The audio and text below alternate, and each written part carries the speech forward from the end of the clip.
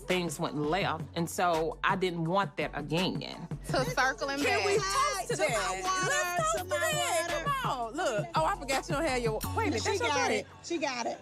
Marie. Here, just toast. No ring. No toast.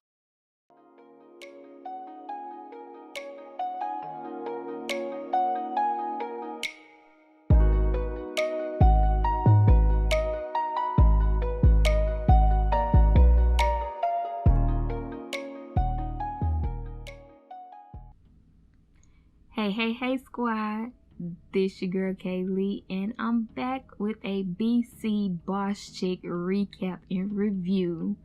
That is the Belle Collective review, the new show that is based in Mississippi, a reality show on OWN's network, Fridays at 10 p.m., 9 p.m. Central Time. But before we get into this video, go ahead and hit that like button and subscribe, and make sure you hit that post notification bell so that you'll get all the updates to my latest videos. Now let's get into it. Alright, this was the Wigs and Waffles episode 2, and it started out with Latrice. Latrice and her husband were having a conversation at home. She was discussing some information with her PR. Melanie was her PR person, and they were discussing, how to expand the business and a particular product and service that she's working on. So her husband came in and they started to discuss the new products. He expressed that he is behind her 100% and he would like to invest in her business. Now, she expressed some things as far as him not being as supportive in the beginning. He didn't quite see the vision. And, she appreciates him wanting to invest, but, there is a line that she doesn't want to cross. As a woman, we would like a man who is definitely supportive, but at the same time, we want to keep our individuality. So I see no problems with her having some type of reservations about that, because she built her business from the ground up. And then they moved on to Letitia and Tambra having lunch again, and they discussed the brunch that Tambra missed on the first episode. She explained everything that went down, and they were talking about, the level of professionalism, being able to set examples for other business women, and how that moment was a fail in that department of setting an example. But they went straight to business. I like it. They got to the Ferris Street plans, and she explained to Tambra exactly what she was wanting to do, even though she didn't get a chance to tell the other ladies. So Letitia ended up meeting up with a Miss Dorothy Davis.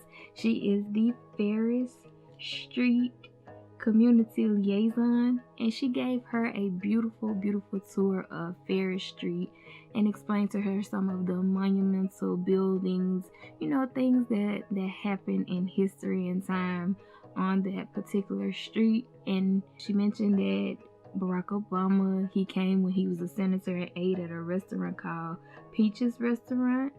There was a place called the Palace there. It was like a ballroom hall where they would have dances, real ballroom dances. People like Duke Ellington would come and play. It's just so much history. So many people have passed along the street, and that's what Letitia is wanting to revitalize and make it vibrant and just as historical now as it used to be.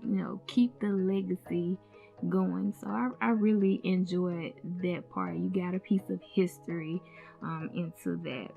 Backtracking, they also showed Marie, and she was speaking to her partner Essie about family issues, some things with her son, who has 3 children, all under the age of 1. There's some baby mamas involved in that, but she also recapped the brunch as well. She mentioned that she would probably confront The girls, again, she specifically called out Latrice and Antoinette for coming down on her. She felt like they came for her and she didn't send for them. She felt like Latrice should, as a business owner, you never call a customer a liar. So again, she wanted to address the situation. It went left for her. It went left for us. It did. It went totally left for us. So they're getting ready for Tambra's birthday party at this particular time. She's having her 40th birthday. So the scene goes over to her. She is in the store.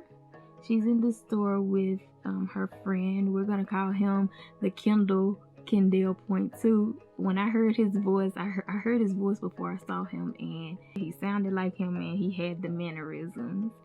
So they were talking about, the family pressures that she faces. Family wants her to get married, have kids, but she's had some issues with fibroids and surgeries. She's not quite ready to, have children at this point in time. She would like to find a husband first. She mentioned having an offer from a NBA player who offered to pay her $1 million to have a baby. $1 million offer to have a baby, would you take it?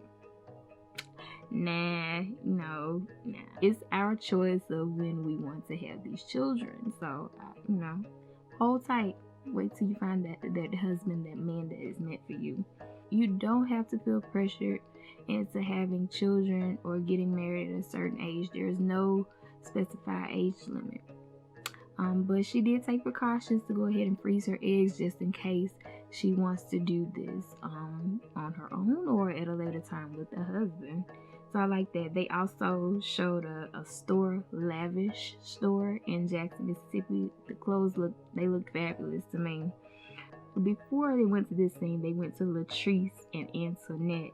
Antoinette wanted to show off her home and how it looks now since she has redecorated since the husband has left.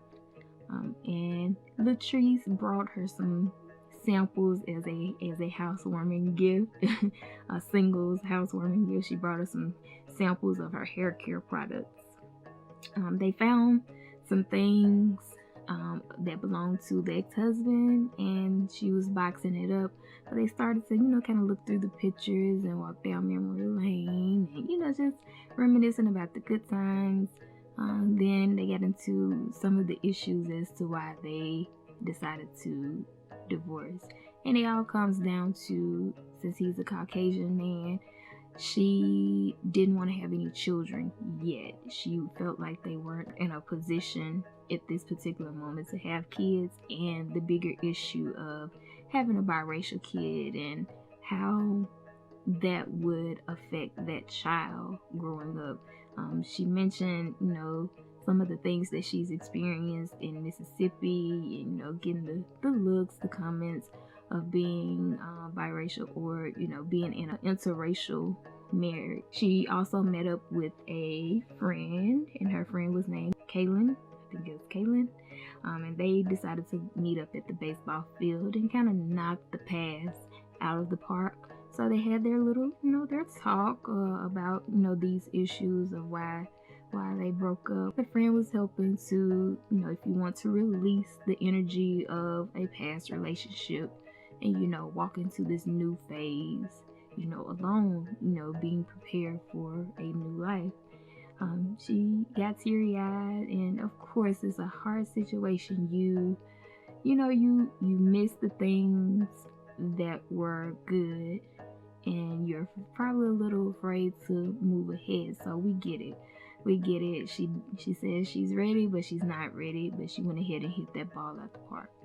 So they get to Tambra's birthday party. Everybody is dressed nice. I love it. It was a classy look. Everybody came in their white, their black. I saw a little bit of red. They got to the table. It was Letitia, Latrice, Antoinette came. Latrice brought her husband. There are a few more people at the table, including the PR lady, Melanie, and they discussed the brunch and what had happened.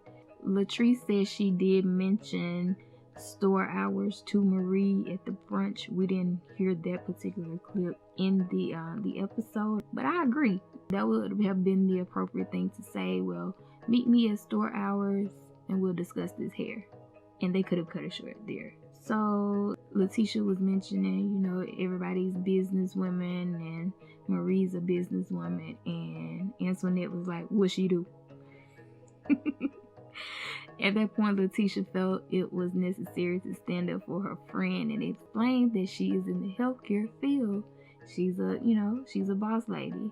And she said, what we not gonna do? We not gonna discredit her. That's exactly what we not gonna do.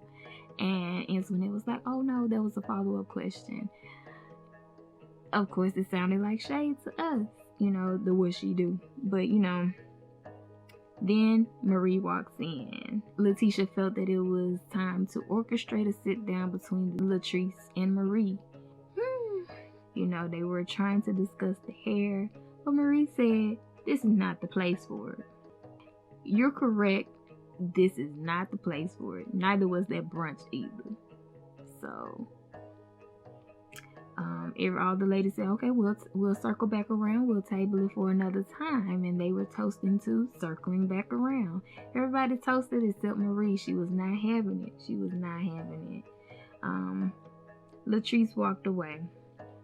She walked away, and I think Timber had already arrived, VIP style. She had the motorist following her security detail. She came in like a boss. I love it. You know, she's making her rounds, greeting everybody while all of these conversations are going on.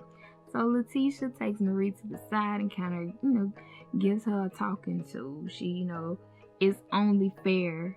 You know, it's kind of only fair to clear this information up. So she basically told her, you can't start something and then leave it out here like you're the villain. Clean it up. And I love that. That is a friend calling a friend out on her stuff. So I love that the women are, you know, taking these approaches. Thank you, Letitia, for doing that.